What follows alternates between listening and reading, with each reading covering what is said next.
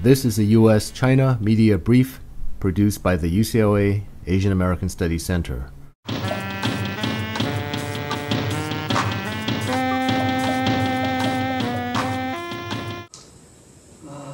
About 25 years ago, a number of Chinese intellectuals started using the phrase values vacuum to describe what's going on in their society. I mean, Li Zhehe, Liu Zaifu, Liang Congjie, and many, many others. Where values here doesn't mean material values measured in the prices of things, but social and ethical values, notions of what it is to be a good person in daily life. And so today I have two themes to present to you. One is that I do think that the fate of such values in China today, behind the headlines, if you will, is a serious problem. And second, that the quest to revive and maintain daily life ethical values is observable and even a little bit hopeful in certain ways. The quest appears, at least as I'm going to present it to you, in a variety of contemporary popular culture. Fiction, television, the blogosphere, jokes on the oral grapevine, and things like that.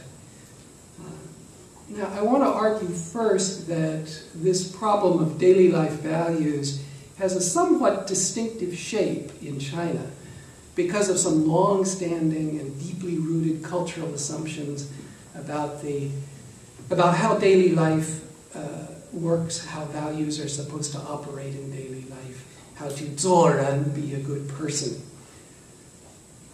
And I have to indulge in some very broad generalizations. I know there's some serious scholars of ancient China in the audience. I apologize to you for being cavalier, but I want to go back in Chinese tradition in order to try to convey the notion that these things are deeply rooted. When I say the values are both public and private, I mean it private in the sense that they serve as a moral compass for the individual deciding what to do.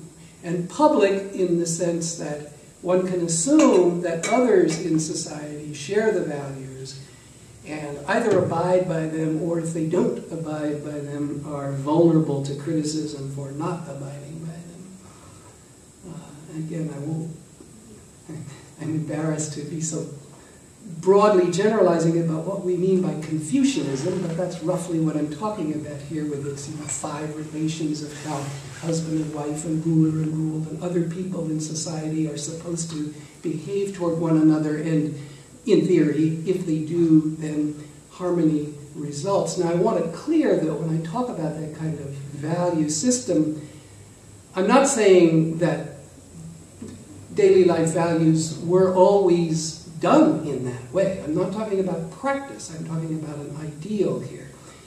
Of course, there were lots of examples in any society, including ancient China and through the centuries, of violation of these norms. What I'm arguing is that the agreement that the norms should be there was pretty stable and has deep cultural roots.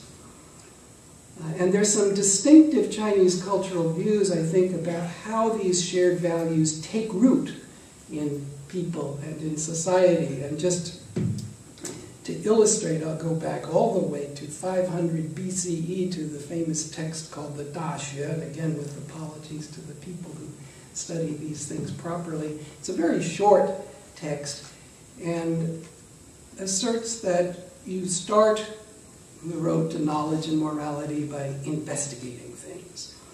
And then you attain knowledge, and then your mind gets clear, and then you cultivate your character. And implicitly, in the text, those things cause each other. The investigation to the getting clear to the cultivation of character. And then when the character is cultivated, it radiates outward and lets you bring harmony to your family, proper governance to the country, and tranquility eventually to all under heaven. So the moral psychology here is that there are fundamental moral values, that they can be captured in language, both oral and written language, and because they can be captured in language, they can be learned and spread both through time and across place. And of course, one of the famous examples of this for many centuries in recent Chinese history is the famous examination system which, as it were, acted out that theory. You study texts. The texts have got morality in them. You internalize them, and then that qualifies you, if you show that you've mastered the text, to be a governor of successively higher levels in the government. So that's what moral learning does. It radiates outward and eventually ties you to the emperor, the son of heaven, and implicitly to the natural order of things. Okay, so much for grand generalizations about this very fundamental notion, I think, in Chinese culture. It took a big jolt in the 19th century and later when British arrived on the China coast with gunboats, and little brother Japan, in Confucian terms, learned modernization faster and defeated China in a humiliating war. And China started to feel it would be carved up like a melon and lose a Darwinian struggle for survival. I'm galloping through very complex history here, but to sketch this mood for you, it explains why, by the early 20th century, certain Chinese thinkers, intellectuals as well as political leaders, came to the conclusion that we have to completely rethink ourselves. We have to get rid of all of these notions I was just talking about. The May 4th slogan, 打倒孔家店, down with Confucius and Sons, in a sense, captures that sense of panic that we have to change everything. Now, of course, it's very hard to change everything. Anyone in a culture can't immediately retool him or herself, especially, I would argue, in a culture as long and well-established as China's was at the beginning of the 20th century. So that when you get very different conscious ideologies, like Marxism, which in explicit terms differ from what I was describing as Confucianism in very radical ways, still the assumptions about how values work in society are often remarkably the same.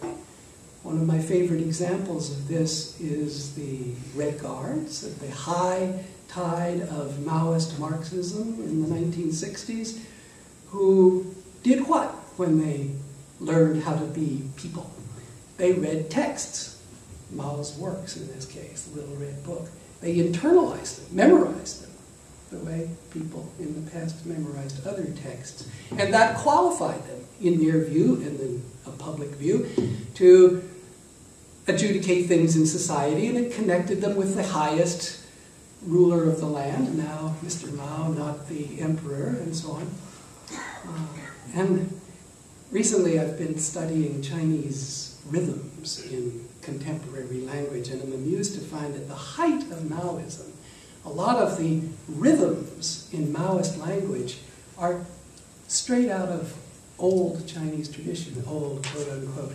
In Chinese poetry and folk songs of many kinds, there's a 5-syllable pattern that goes bum bum bum bum bum bum bum bum bum bum. All of you literary scholars know this. I have to apologize to you for being so cavalier about a complex topic, but in general, you'll agree with me that's right. Okay, and then there's a 7-syllable version of the same sort of traditional pattern, bum bum bum bum bum bum bum. Well, you look at some of the Maoist, for example, names of the model operas, which were the cutting-edge forefront of the Maoist enterprise called 红色娘子军,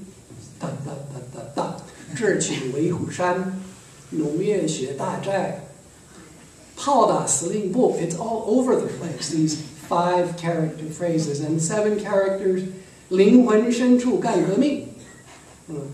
Make revolution from the depths of your soul, that says, but says it in Qian, in this 7-character pattern. 妇女能顶半边天. Women can hold up half the sky is 7. The preceding copyrighted program is a property of the University of California, Los Angeles. All rights reserved. It may be used freely for educational and not-for-profit activities. For other uses or to make an inquiry, please contact the Asian American Studies Center